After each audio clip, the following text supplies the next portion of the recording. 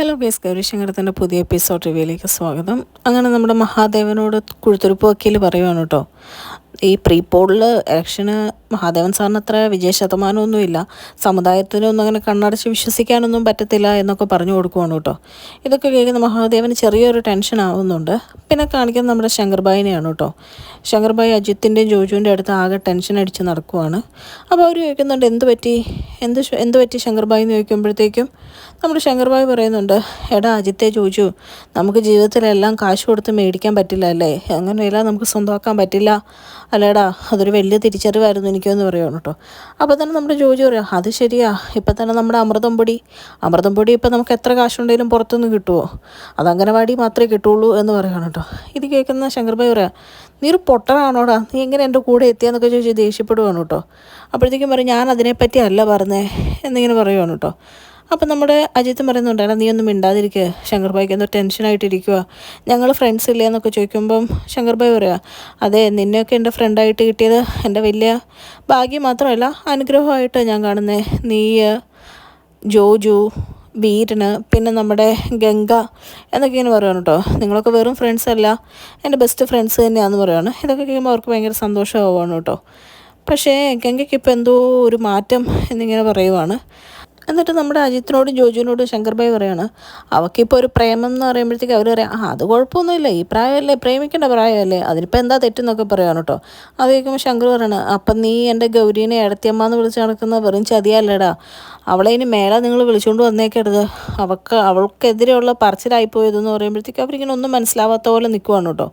എന്നിട്ട് ശങ്കർബായി എന്തായി പറയുന്നതെന്ന് പറയുമ്പോൾ പറയാണ്, ഗംഗ പ്രേമിക്കുന്ന എന്നെയാന്ന് പറയുവാണ്. ഇത് കേൾക്കുമ്പോൾ ഇവർ ഞെട്ടിപ്പോവാണേ. അപ്പോഴത്തേക്കും ഇവർ റഷോ ഇനി എന്താ ചെയ്യുന്നത്, ഇനിയിപ്പം ഏടത്തിയമ്മ ഇത് അറിഞ്ഞു കഴിഞ്ഞാൽ ഏടത്തിയമ്മയ്ക്കാകെ വിഷമമാവുകയല്ലേ.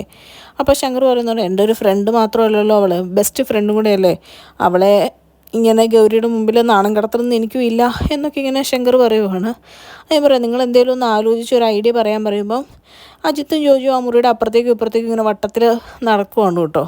കുറേ നേരം ഇവരുടെ നടത്തം കണ്ടു കഴിഞ്ഞ് ദേഷ്യം വന്നിട്ട് നമ്മൾ ശങ്കർബായി ചോദിക്കും, നിങ്ങളെന്താ ട്രെയിൻ കളിക്കുവാണോ, മനുഷ്യനിവിടെ ടെൻഷൻ അടിച്ച് നിൽക്കുമ്പോൾ എന്തെങ്കിലും ഐഡിയ ഉണ്ടെങ്കിൽ പറയാമെന്ന് പറയുമ്പോഴത്തേക്കും ഇവർ നമ്മൾ ശങ്കർബായിനോട് പറയാണ്, ഒരു കാര്യം ചെയ്യാം, ഒരു ഐഡിയ ഉണ്ട്, ഏടത്തിയമ്മയോടൊന്നും മറച്ചു വെക്കാണ്ട് എല്ലാം തുറന്നു പറയണം, അതുമാത്രമല്ല ഏടത്തിയമ്മേനെ ഗംഗ കാണുന്ന പോലെ തന്നെ ഒരുപാട് സ്നേഹിക്കുകയും വേണമെന്ന് പറയുവാണ് കേട്ടോ.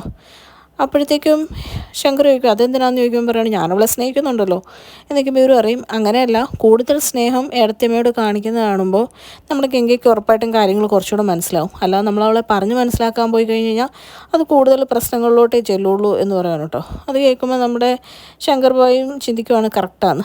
പിന്നെ കാണിക്കുന്നത് നമ്മുടെ ശിവാനിനെയാണ്. ശിവാനി പോകുന്ന വഴിക്ക് ധ്രുവൻ ഇങ്ങനെ വെയിറ്റ് ചെയ്യുവാണ് കേട്ടോ.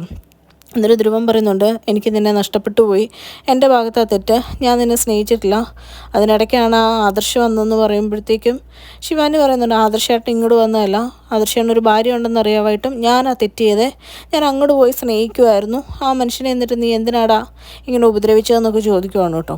ആ സമയത്തേക്ക് നമ്മുടെ ധ്രുവം നൈസായിട്ട് ചോദിക്കുന്നുണ്ട്, നീ സ്നേഹിച്ചെങ്കിൽ ഈ ആദർശിനെ അറിയില്ലായിരുന്നു ആദർശനൊരു ഭാര്യ ഉണ്ടെന്ന്, നിനക്ക് സ്വന്തമായിട്ട് പറയാൻ പറ്റുമോ, ഈ ആദർശം ഒരിക്കൽ പോലും നിൻ്റെ സ്നേഹം പ്രോത്സാഹിപ്പിച്ചിട്ടില്ല എന്ന്, പുള്ളി എവിടെയൊക്കെയോ നിൻ്റെ സ്നേഹം പ്രോത്സാഹിപ്പിച്ചുകൊണ്ടിരുന്നു, എന്നിട്ടിപ്പോൾ ലാസ്റ്റ് എന്നെ മാത്രം നീ കുറ്റം പറയുവാണോ, ഒരു സെൽഫ് റെസ്പെക്റ്റുള്ള ഒരു ശിവാനി ഉണ്ടായിരുന്നു, ആ ശിവാനിയെ ഞാൻ സ്നേഹിച്ചതെന്നൊക്കെ പറയുവാണ് കേട്ടോ.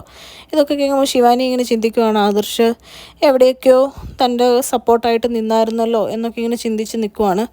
അത് കഴിഞ്ഞ് ധ്രുവൻ പറയുകയാണ്, ആ ശിവാനിക്ക് വേണ്ടിയിട്ട് ഞാൻ കാത്തിരിക്കും എന്നൊക്കെ പറഞ്ഞിട്ട് അവിടുന്ന് പോവാണ് കേട്ടോ. ആ സമയത്ത് നമ്മുടെ ശിവരഞ്ജിനി ഇങ്ങനെ ചിന്തിച്ചുകൊണ്ടിരിക്കുക ഓരോ കാര്യങ്ങൾ, മിക്കവാറും ധ്രുവൻ്റെ അടുത്തേക്ക് ചെല്ലാൻ സാധ്യതയുണ്ട് കേട്ടോ.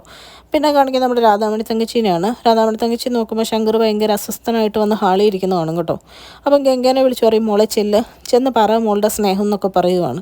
ആ സമയത്ത് ഗംഗ പറയുന്നുണ്ട്, ശംഖു ആകെ ഇറിറ്റേറ്റായിട്ടാണ് ഇരിക്കുന്നതെന്ന് പറയുമ്പോൾ പറയും, അത് കുഴപ്പമില്ല, ഇപ്പോൾ ഒരു അടിമൂക്ക് കിട്ടിയാലും ആ അടിമൂക്ക് തന്നല്ലോ എന്ന് ഓർത്താവും പിന്നെ വിഷമിക്കും, അത്തെ പിടിച്ച് മൂക്ക് കയറാം എന്ന് പറയുന്നു കേട്ടോ. എന്നിട്ട് ഗംഗ എന്നിട്ട് ശങ്കറിൻ്റെ അടുത്ത് ചേർന്നിരിക്കുമ്പോൾ തന്നെ ശങ്കറിന് ആൾക്കൂറ് ഇറിറ്റേറ്റ് ആവുകയാണ് കേട്ടോ. ശങ്കർ പ്രത്യേകിച്ചൊന്നും പ്രകടിപ്പിക്കുന്നില്ല, പക്ഷെ ചോദിക്കുന്നുണ്ട് നമ്മുടെ ഗംഗയോട്, നിനക്ക് എന്താടി പറ്റിയെന്ന്.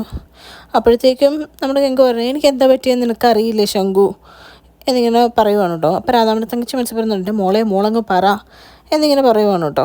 ആ സമയത്ത് ശങ്കർ പറയുകയാണ്, എനിക്ക് മനസ്സിലായില്ല, നിനക്ക് എന്താ പറ്റിയെന്ന് എനിക്ക് മനസ്സിലായില്ല എന്നിങ്ങനെ പറയുവാണ് കേട്ടോ കളിയാക്കിയിട്ട്. അപ്പോഴത്തേക്കും പറയും, ഞാൻ പറയാനുള്ളതൊക്കെ പറഞ്ഞു എന്നിങ്ങനെ പറയുവാണ് കേട്ടോ. അപ്പോഴത്തേക്കും ശങ്കർ പറയാം, നിനക്കൊരു വല്ലാത്ത മാറ്റമുണ്ട് കേട്ടോ, നിൻ്റെ നോട്ടത്തിനൊക്കെ ഒരു വ്യത്യാസം ഉണ്ടെന്ന് പറയുമ്പോഴത്തേക്കും നമ്മുടെ ഗംഗ പറയുന്നുണ്ട്, എൻ്റെ നോട്ടത്തിന് എന്ത് വ്യത്യാസം, എൻ്റെ നോട്ടത്തിന് ഒരു വ്യത്യാസവും ഇല്ല എന്ന് പറഞ്ഞാൽ പിന്നെ ശങ്കറിനെ ഇങ്ങനെ തുറിച്ച് തന്നെ നോക്കിക്കൊണ്ടിരിക്കുകയാണ് കേട്ടോ. ഇതൊക്കെ കാണുമ്പോൾ ശങ്കറിന് കൂടെ ബുദ്ധിമുട്ടും അസ്വസ്ഥതയാവുകയാണ്. അങ്ങനെ ഗംഗയുടെ അടുത്ത് അസ്വസ്ഥനായിട്ട് ശങ്കർ ഇരിക്കുന്ന കാണിച്ചുകൊണ്ടാണ് കേട്ടോ ഇന്നത്തെ എപ്പിസോഡ് അവസാനിക്കുന്നത്. ചാനൽ ഇഷ്ടപ്പെട്ട് കഴിഞ്ഞാൽ ലൈക്ക് ചെയ്യാനും സബ്സ്ക്രൈബ് ചെയ്യാനും കമൻറ്റ് ചെയ്യാനും മറക്കരുത്. Thank you.